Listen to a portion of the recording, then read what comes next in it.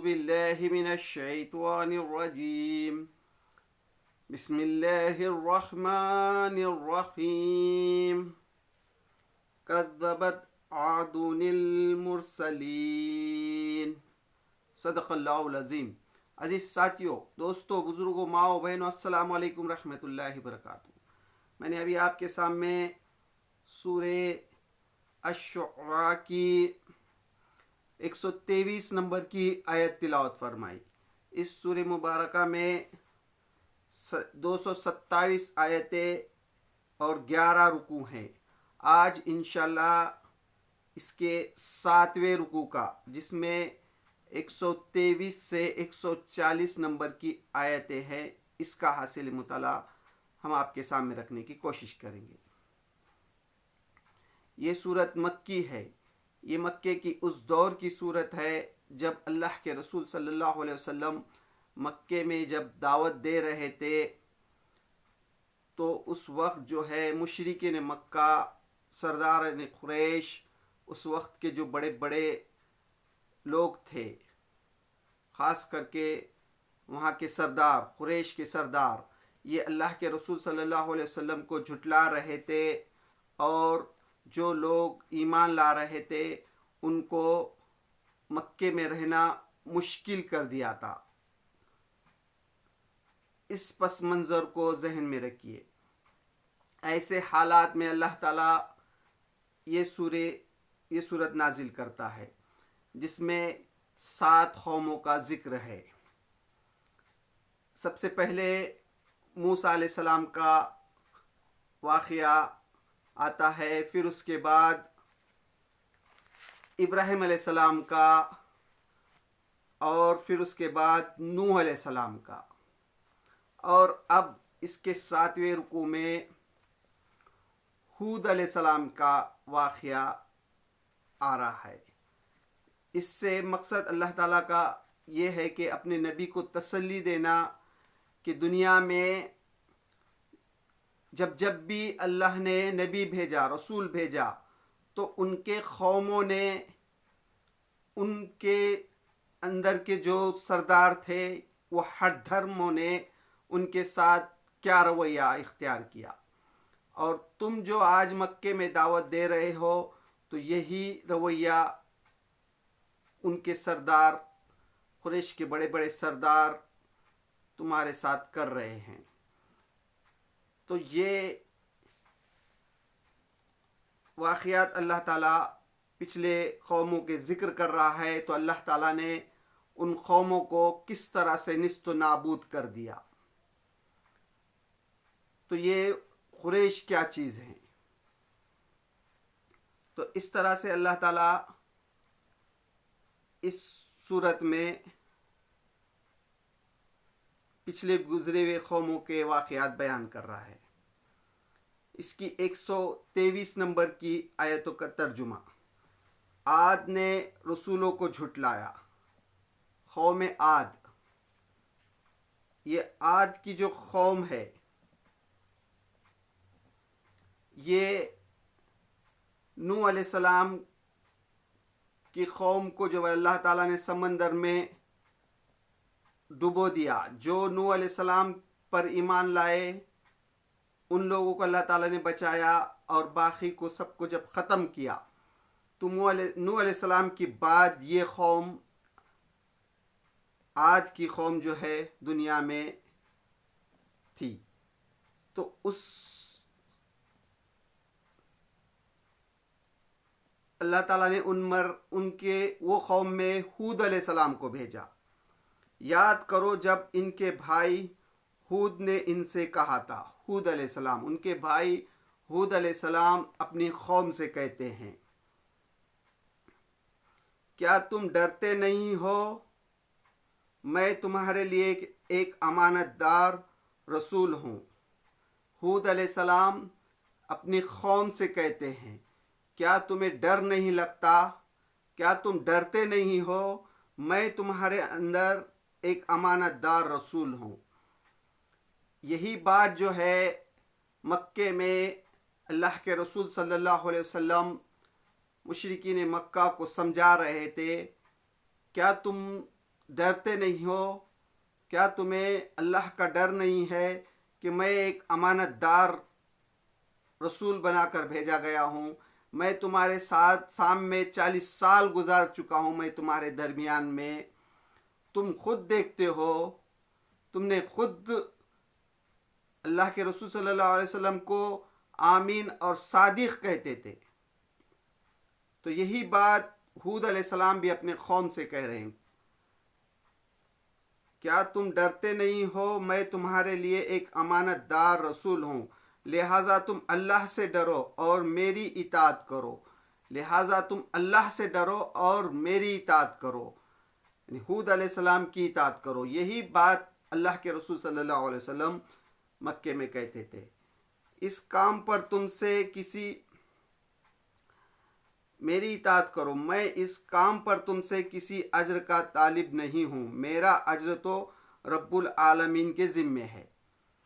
میں جو یہ کام کر رہا ہوں، میں تمہار کو جو اللہ کا خوف دلا رہا ہوں، اللہ سے ڈرا رہا ہوں، تو میرا اس میں کوئی مفاد نہیں ہے، میرا کوئی ذاتی فائدہ اس سے نہیں ہے. میں جو ہے میں اس کام پر تم سے کسی اجر کا طالب نہیں ہوں، کوئی دنیائی اجر میں تم سے نہیں مانگ رہا ہوں، اس میں کوئی میرا دنیائی فائدہ نہیں ہے. میرا اجر تو رب العالمین کے ذمے ہے. میرا اجر جو ہے، یہ جو بھی میں کام کر رہا ہوں، اس کا اجر تو مجھے صرف اور صرف اللہ رب العالمین دے گا. یہی بات اللہ کے رسول صلی اللہ علیہ وسلم مکے میں مشرکین مکہ سے کہتے تھے. وہ خود جانتے تھے اللہ کے رسول صلی اللہ علیہ وسلم پوری 40 سال آپ کے درمیان میں تھے، ایک بہترین تاجر تھے، تجارت کرتے تھے، اچھے بزنس مین تھے. تو انہوں نے جو ہے، جب اللہ تعالیٰ نے ان کو نبی بنایا تو آپ نے اپنی پوری صلاحیت، اپنا پورا مال جو ہے اس دعوت میں لگا دیا اور غریبوں کی مدد کی. وہ فرما رہے تھے اللہ کے رسول صلی اللہ علیہ وسلم، میں تم سے کوئی دنیائی مفاد نہیں چاہتا، میں کوئی تم سے مفاد میرا دنیائی مقصد نہیں ہے.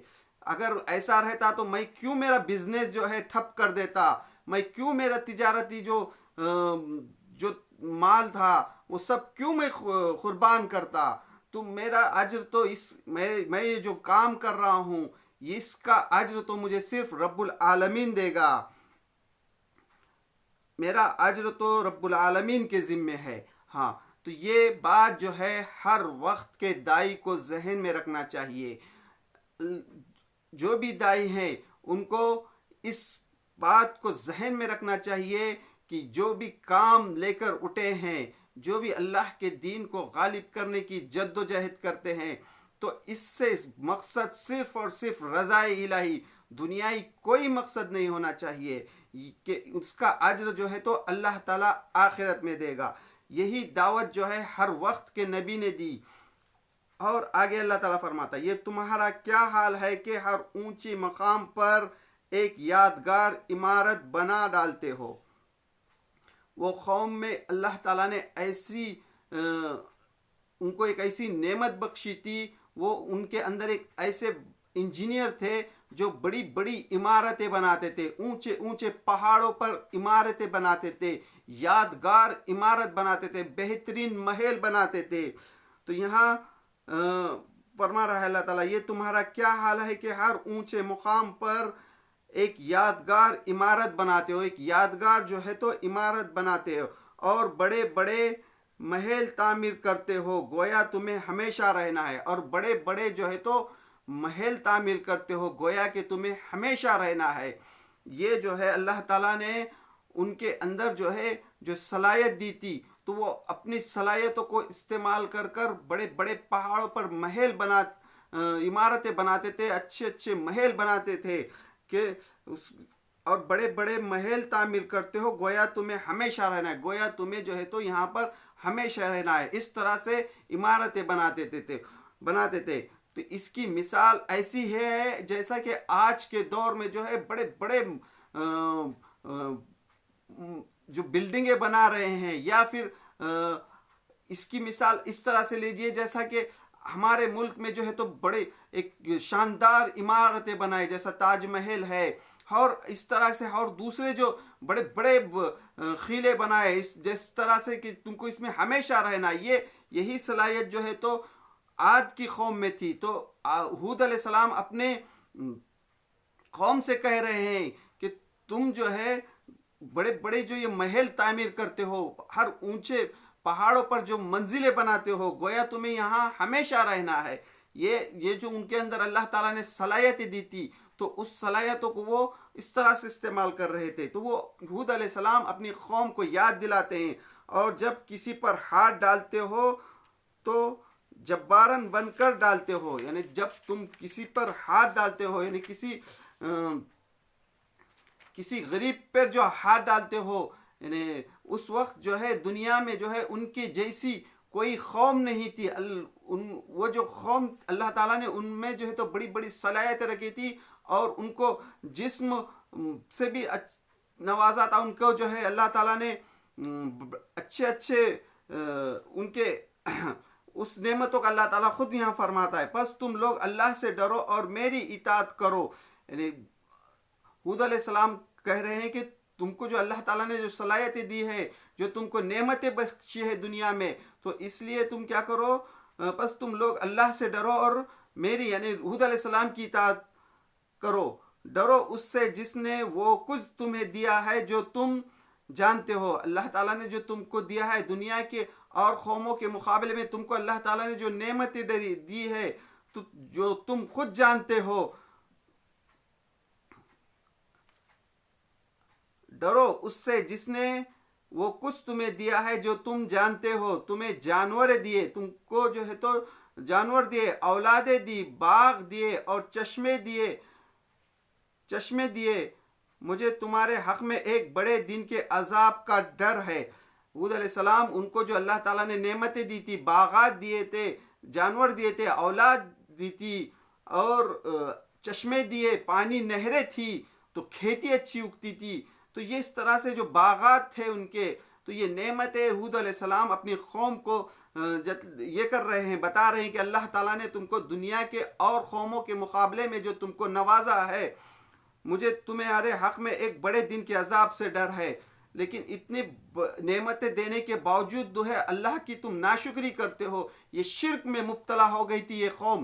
تو حود علیہ السلام اپنی قوم کو سمجھا رہے ہیں کہ اللہ نے جو یہ نعمتیں دی ہے دنیا کی دوسرے قوموں کو بھی دیکھو، اور اللہ تعالیٰ نے تم کو جو نعمتیں دی ہے، تو مجھے تمہارے حق میں ایک بڑے دن کے عذاب کا ڈر ہے، ایک عذاب کا ڈر ہے. اس طرح سے حود علیہ السلام اپنے قوم کو سمجھا رہے ہیں کہ تم جو ہے ایک اللہ کی بندگی کرو. لیکن قوم جو ہے ہر دھرم جو ہے شرک میں مبتلا ہو گئی تھی. انہوں نے جواب دیا. اب ان کی قوم جو ہے حود علیہ السلام کو جواب دیتی ہے، تو نصیحت کر یا نہ کر. حود علیہ السلام کو ان کی قوم کہتی ہے، اے حود تو نصیحت کر یا نہ کر، ہمارے لیے سب یکساں ہے، ہمارے لیے سب یکساں ہیں، ہم پر کوئی فرق نہیں پڑے گا. یہ باتیں تو یوں ہی ہوتی چلی آ رہے ہیں.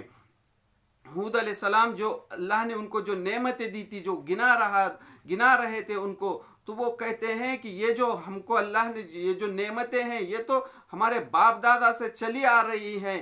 یہ جو نعمتیں تو ہم کو یعنی تو جو یہ دھمکی دے رہا ہے، اس سے ہم کو کوئی فرق پڑنے والا نہیں ہے. یہ باتیں تو یوں ہی ہوتی چلی آ رہی ہیں اور ہم عذاب میں مبتلا ہونے والے نہیں ہیں. تو جو ہم کو ڈرا رہا ہے ایک ہولناک عذاب سے، تو ہم بالکل ہرگز عذاب میں مبتلا ہونے والے نہیں ہیں. اس طرح سے ان کی قوم جو ہے حود علیہ السلام کو جواب دیتی ہے. آخر کار انہوں نے اسے جھٹلا دیا اور ہم نے ان کو ہلاک کر دیا. آخر کار جو ہے حود علیہ السلام کو ان کی قوم، عاد کی قوم جھٹلاتی ہے. پھر اللہ تعالیٰ جو ہے ایک ہی لفظ میں، یہاں جو ہے تفصیل نہیں بتاتا، بلکہ ایک ہی لمحے میں جو ہے یہ کہتا ہے کہ انہوں نے اسے جھٹلا دیا، ہم نے ان کو ہلاک کر دیا. اللہ تعالیٰ ایک ہی آیت میں فرماتا ہے کہ انہوں نے جو جھٹلایا تو اس کے بدلے میں ہم نے ان کو ہلاک کر دیا. ان کی ہلاکت کا جو واقعہ ہے دوسرے صورتوں میں آیا ہے کہ ان پر جو ہے تو اللہ تعالیٰ نے ایک ایسا طوفان بھیجا، ادھر سے جو جب انہوں نے آسمان میں جو بادل دیکھے جو ان کی طرف آ رہے تھے، وہ تو خوش ہو رہے تھے کہ اب جو ہے تو بارش ہو برسے گی، اور ان کی کھیتیاں جو ہے، ان کے باغ جو ہے تو خوب پھلیں گے پھولیں گے، لیکن اس میں جو ہے اللہ کا عذاب تھا۔ ایسی اللہ تعالیٰ نے وہ عذاب نازل کیا، ایسا طوفان بھیجا کہ 7 دن مسلسل جو ہے ان پر وہ ہوائیں، طوفانی ہوا چلتی رہی، ایسی خطرناک طوفان تھا، یہاں تک کہ آدمی جو ہے تو اڑتے تھے، ایک ایک اڑ کر گرتے تھے۔ تو اس طرح سے اللہ تعالیٰ نے ایک ایک پر ایسا ایسا عذاب بھیجا، ایک ایک شخص کو ختم کر دیا، نیست و نابود کر دیا۔ وہ طوفان جہاں سے بھی گزرا اس کو جو ہے بوسیدہ کر دیا۔ اس طرح سے مسلسل 7 دن ان پر یہ عذاب آتا رہا۔ تو اللہ تعالیٰ یہاں فرما رہا ہے اس آیت میں، ایک آیت میں، آخرکار انہوں نے اسے جھٹلا دیا اور ہم نے ان کو ہلاک کر دیا۔ یقیناً اس میں ایک نشانی ہے مگر ان میں سے اکثر لوگ مانتے نہیں ہیں۔ یقیناً جو ہے اس میں نشانی ہے۔ اللہ تعالیٰ جو ہے یہاں مکے کے مشرکین کو مخاطب کر کے فرما رہا ہے کہ یقیناً اس میں جو ہے تو نشانی ہے، لیکن اکثر لوگ مانتے نہیں ہیں۔ اور حقیقت یہ ہے کہ تیرا رب زبردست بھی ہے اور رحیم بھی ہے، اور حقیقت یہ ہے کہ اللہ تعالیٰ جو ہے زبردست بھی ہے اور رحیم بھی ہے۔ اللہ تعالیٰ جو ہے رحم بھی فرماتا ہے اور زبردست بھی ہے۔ تو یہ تھا اس سورہ مبارکہ کا حاصل مطالعہ جو میں نے آپ کے سامنے رکھنے کی کوشش کی، جس میں قوم عاد کا ذکر ہے کہ اللہ تعالیٰ جو ہے بڑے بڑی قوموں کو کس طرح سے دنیا میں بڑے بڑے جابر قوم آئے تو ان کو اللہ تعالیٰ نے کس طرح سے نیست و نابود کیا۔ ان کے کھنڈر بھی آج موجود نہیں ہے، وہاں صرف وہ ایک ریگستان بنا کر رکھ دیا اللہ تعالیٰ نے۔ تو اس طرح اللہ تعالیٰ جو ہے اس صورت میں اس قوموں کا ذکر کر رہا ہے، اپنے نبی کو تسلی دے رہا ہے۔ آج جو تم کو مکے میں جو ہے یہ لوگ جو ستا رہے ہیں، یہ مشرکین جو ستا رہے ہیں، اس سے پہلے بھی جو بڑی بڑے قومیں گزرے ہیں، انہوں نے بھی جو رسولوں کو جھٹلایا تو ان کا انجام کیا کیا ہم نے۔ تو یہ تھا اس صورت کا حاصل مطالعہ جو میں نے آپ کے سامنے رکھنے کی کوشش کی۔ تو اللہ سے دعا، اللہ ہم جو قرآن مجید کو سمجھنے کی کوشش کر رہے ہیں، اللہ اس کے سمجھنے میں ہم سے جہاں بھی غلطی ہو رہی ہے اس کو معاف کر دے، اور قرآن مجید کی تعلیمات کو سمجھ کر عمل کرنے کی توفیق دے۔ وآخر دعوانا الحمد للہ رب العالمین۔